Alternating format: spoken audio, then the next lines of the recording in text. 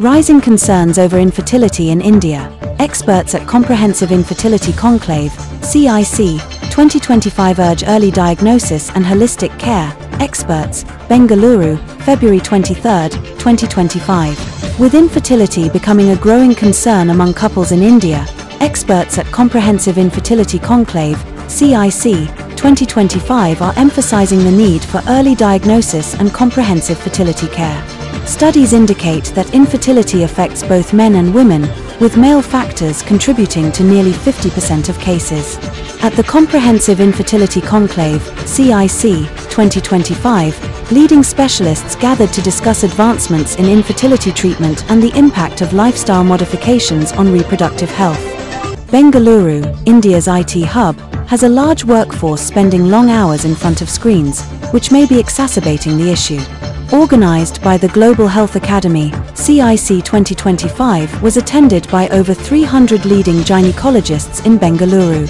Anita Naranjan, Managing Director of Global Healthcare Academy, stated that the Comprehensive Infertility Conclave, CIC, 2025 focused on the latest innovations, research, and technological advancements in reproductive medicine.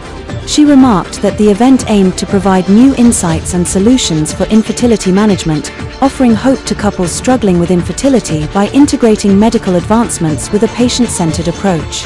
Dr. Praveen Joshi, organizing chairman of CIC 2025, highlighted the increasing trend of infertility in urban areas. Recent studies suggest that 40 to 50% of infertility cases are linked to male factors. Over the last decade, we have witnessed a steady rise, particularly among younger men. Contributing factors include low sperm count, poor motility, hormonal imbalances, genetic conditions, and lifestyle habits such as smoking, excessive alcohol consumption, obesity, and prolonged exposure to heat and radiation. Additionally, rising pollution levels in cities like Bengaluru have been linked to declining sperm. ಈಗಿನ ಕಾಲದಲ್ಲಿ ನಾವು ನೋಡ್ತಾ ಇದ್ರೆ ಒಂದು ನಮ್ಮದು ಜೀವನ ಶೈಲಿ ಆಗಲಿ ಅಥವಾ ನಮ್ಮ ನೆಕ್ಸ್ಟ್ ಜನರೇಷನ್ ನಮ್ಮ ಪೀಳಿಗೆಯವರು ನೆಕ್ಸ್ಟ್ ಪೀಳಿಗೆಯವರು ಮದುವೆ ಮಾಡೋ ಒಂದು ವಯಸ್ಸಾಗಲಿ ಸ್ವಲ್ಪ ಹೆಚ್ಚುತ್ತಾ ಇದೆ.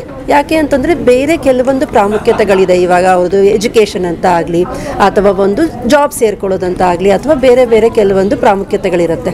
ಈ ಒಂದು ಕಾರಣದಿಂದ ಮದುವೆ ಆಗೋದು ಸ್ವಲ್ಪ ಲೇಟ್ ಆಗ್ತದೆ. ಅದು ತಪ್ಪು ಅಂತಲ್ಲ, ಆದರೆ ನಮ್ಮದು ಒಂದು ಜೀವನ ಅನ್ನೋದು ನಮ್ಮ ಹೆಂಗಸರಲ್ಲಿ ನಾವೇನು ರೀಪ್ರೊಡಕ್ಟಿವ್ ಲೈಫ್ ಸೈಕಲ್ ಅಂತ ಏನು ಹೇಳ್ತೀವಲ್ಲ, ಒಂದು 15 ವರ್ಷಕ್ಕೆ ಒಂದು ಹೆಂಗಸಿಗೆ ಒಂದು ಋತುಚಕ್ರ ಶುರುವಾದಮೇಲೆ ಋತುಚಕ್ರ ಮುಗಿಯೋ ತನಕ ಇರುತ್ತೆ. ಬಟ್ ಮುಗಿಯೋ ತನಕ ಇರಲ್ಲ. ಒಂದು 32-33 ವರ್ಷ ಆಗ್ತಾ ಇದ್ದಂಗೆ ನಮ್ಮದು ಅಂಡಾಣುಗಳ ಬಿಡುಗಡೆಯಲ್ಲಿ ಏರುಪೇರು ಶುರುವಾಗುತ್ತೆ. ಅಂಡಾಣುಗಳ ಕ್ವಾಲಿಟಿ ಅನ್ನೋದು ಕಡಿಮೆ ಆಗ್ತಾ ಹೋಗುತ್ತೆ. ಇದರಿಂದ ಏನು ಅಂದರೆ ಗರ್ಭ ಧರಿಸೋದು ಸ್ವಲ್ಪ ಕಷ್ಟ ಆಗುತ್ತೆ. ಜೊತೆಗೆ ಸ್ವಲ್ಪ ತೊಂದರೆ ಇರೋ ಮಕ್ಕಳು, ಇವಾಗ ನಾವು ಬುದ್ಧಿಮಾಂದ್ಯ ಮಕ್ಕಳು ಅಂತ ಹೇಳ್ತೀವಿ, ಇವಾಗ ಡೌನ್ ಸಿಂಡ್ರೋಮ್ ಅಂತ ಹೇಳ್ತೀವಿ, ಅಥವಾ ಆಟಿಸ್ಟಿಕ್ ಚಿಲ್ಡ್ರನ್ ಅಂತ ಹೇಳ್ತೀವಿ, ನ್ಯೂರೋ ಡೆವಲಪ್ಮೆಂಟಲ್ ಅಂದರೆ ಅವ್ರದ್ದು ಒಂದು ಬೆಳವಣಿಗೆಯಲ್ಲಿ ಸ್ವಲ್ಪ ತೊಂದರೆ ಇರುವಂಥ ಮಕ್ಕಳು ಹುಟ್ಟೋ ಸಾಧ್ಯತೆ ಇರುತ್ತೆ. ಚಿಕ್ಕ ವಯಸ್ಸಲ್ಲಿ ಆಗಲ್ಲ, ಆ ಥರ ಇಲ್ಲ. ಆದರೆ ಹೆಂಗಸಿನ ವಯಸ್ಸು ಹೆಚ್ಚಾಗ್ತಾ ಇದ್ದಂಗೆ ತೊಂದರೆ ಆಗುತ್ತೆ. ಇವತ್ತು ನಮ್ಮದು ಒಂದು ಇವಾಗ ನಾವೇನು ಒಂದು ಕಾನ್ಕ್ಲೇವ್ ಅಂತ ಮಾಡಿದ್ದೀವಲ್ಲ, ಇದರೊಳಗೆ ನಮ್ಮಲ್ಲಿ ಒಬ್ಬರು ಸ್ಪೀಕರು ಗಂಡಸಿನ ವಯಸ್ಸಿನ ಬಗ್ಗೆನೂ ಮಾತಾಡಿದ್ರು. ನಾವು ಯಾವಾಗಲೂ ಬರೀ ಹೆಂಗಸು ಒಂದೇ ಒಂದು ಬಂಜತನಕ್ಕೆ ಕಾರಣ ಅಲ್ಲ. ಇದು 50% ಹೆಂಗಸರದು ಇರುತ್ತೆ, ಇನ್ನೂ 50% ಗಂಡಸರದು ಇರುತ್ತೆ. ಸೊ ಹೆಂಗಸಿನ ವಯಸ್ಸು ಒಂದು 35 ಆಗ್ತಾ ಇದ್ದಂಗೆ ಅಥವಾ ಗಂಡಸಿನ ವಯಸ್ಸು 45 ಆಗ್ತಾ ಇದ್ದಂಗೆ ಈ ಥರ ತೊಂದರೆಗಳಾಗೋ ಸಾಧ್ಯತೆ ಹೆಚ್ಚಿಗೆ ಇರುತ್ತೆ.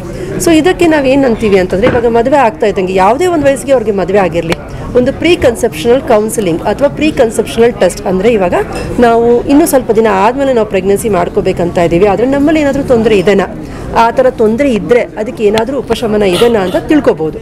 ಇದಕ್ಕೆ ಕೆಲವೊಂದು ರಕ್ತ ಪರೀಕ್ಷೆಗಳಿರುತ್ತೆ. ಹೆಂಗಸರಿಗೆ ಒಂದು ultrasound scan, simple ultrasound scan ಇರುತ್ತೆ. ಇದರಿಂದ ಗೊತ್ತಾಗುತ್ತೆ ಅವರಲ್ಲಿ ಏನಾದರೂ ಹಾರ್ಮೋನ್ ತೊಂದರೆ ಇದೆನಾ. ಇವಾಗ ನಮ್ಮಲ್ಲಿ ಸಾಕಷ್ಟು ಜನಕ್ಕೆ ಥೈರಾಯ್ಡ್ ಪ್ರಾಬ್ಲಮ್ ಅಂತ, PCOS ಅಂತ ಸಾಕಷ್ಟು ಇರುತ್ತೆ. ಈ ಥರದ್ದು ನಾವು ಮುಂಚಿತವಾಗಿ ನಾವು ಕಂಡುಹಿಡಿದ್ರೆ ಅದಕ್ಕೆ ನಾವು ತಕ್ಕದ ಒಂದು ಅವ್ರಿಗೆ ಜೀವನ ಶೈಲಿಯಲ್ಲಿ ಮಾರ್ಪುಗಳನ್ನು ನಾವು ಹೇಳ್ಬೋದು. ಇದು ಮಾಡೋದ್ರಿಂದ ಅಟ್ಲೀಸ್ಟ್ ಒಂದು 30% ಅಷ್ಟು ಜನಕ್ಕೆ ಅವ್ರಿಗೆ ಅದರಿಂದ ಒಂದು ಇಂಪ್ರೂವ್ಮೆಂಟ್ ಸಿಕ್ಕತ್ತೆ. ತನ್ನಷ್ಟಿಗೆ ತಾನೇ ಗರ್ಭಿಣಿ ಆಗೋ ಒಂದು ಸಾಧ್ಯತೆ ಇರುತ್ತೆ. ಗಂಡಸರಲ್ಲಿ ನಾವೇನು ಹೇಳ್ತೀವಿ ಅಂದರೆ ಸೆಮೆನ್ ಟೆಸ್ಟ್ ಅಂತ ಹೇಳ್ತೀವಿ. ಅವ್ರು ವೀರ್ಯಾಣು ಪರೀಕ್ಷೆ ಮಾಡೋದ್ರಿಂದ ಏನಾದರೂ ತೊಂದರೆ ಇದೆನಾ ಅಂತ ಗೊತ್ತಾಗುತ್ತೆ.